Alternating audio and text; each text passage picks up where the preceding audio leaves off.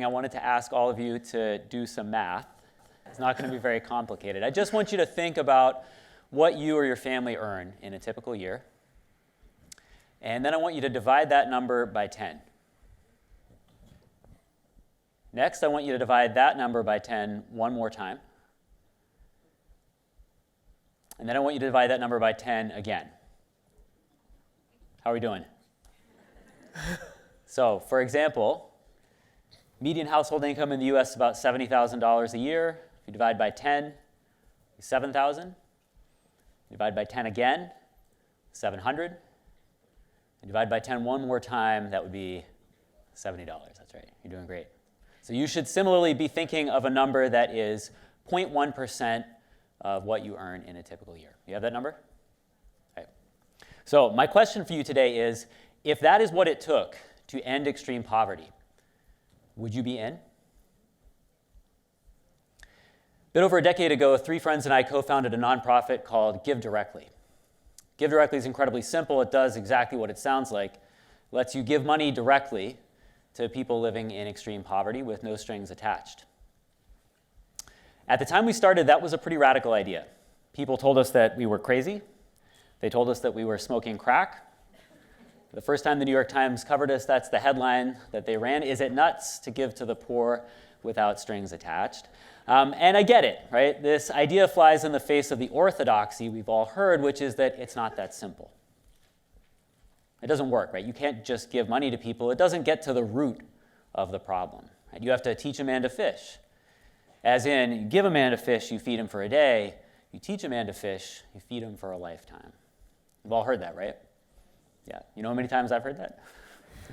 Folks, the aid industry has been trying to teach people how to fish for 60 years. You know what we've learned? We're not very good at it. And at some point, someone's got to ask the hard questions. Is it time to shut down the fishing school? In any case, my point is, we were swimming against the tide, right? We didn't know if this would ever be more than a few grad school buddies giving away their own money. On top of that, we weren't great at storytelling. Storytelling is so powerful. You've heard incredible examples of that here today. We've tried a few times, and frankly, in my view, it's always been pretty mediocre. So just imagine that you're a venture philanthropist, and I come to you with this pitch. We've got an idea for a new nonprofit. Everyone thinks it's crazy. We're bad at storytelling. It's a terrible pitch. So why did it work? The main thing that we have had going for us has been the math. You know, math is great for impact work, for nonprofit work. That's something I picked up from my mom, who taught me math up until I was age 14 or so. Thank you, Mom.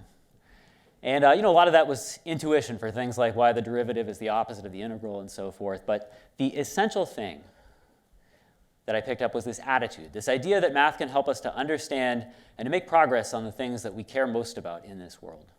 And I love that. And so instead of the storytelling, we started doing these rigorous scientific studies where we'd ask, what actually happens when you give money to people in extreme poverty with no strings attached? What do they do with it?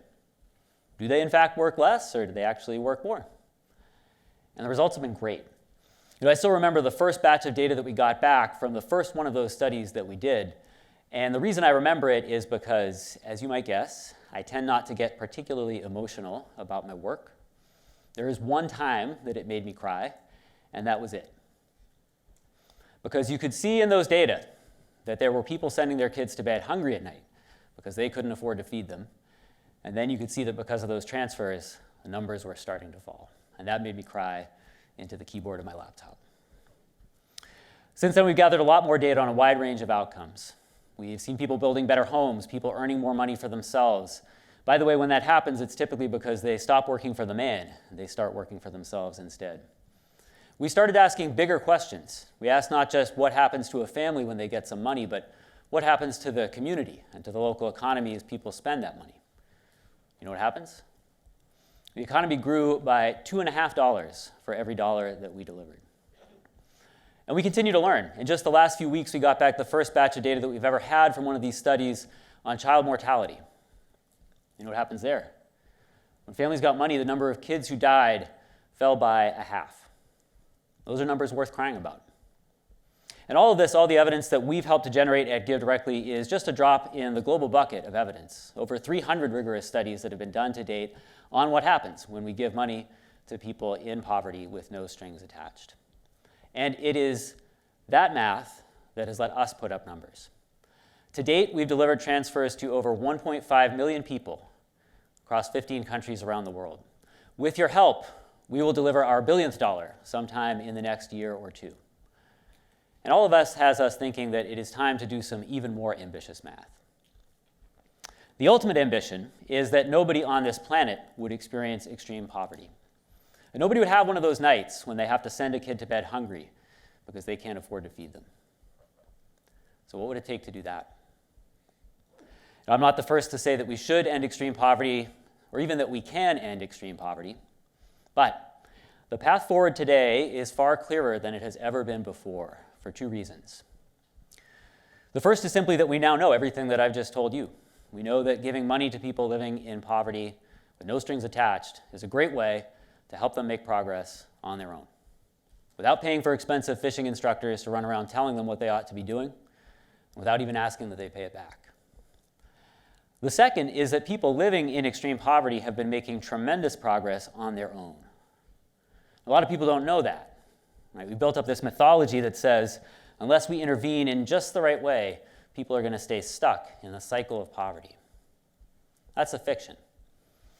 The fact is that from around 1980 to around 2020, the share of the world's population living in extreme poverty plummeted from 44% to 9%.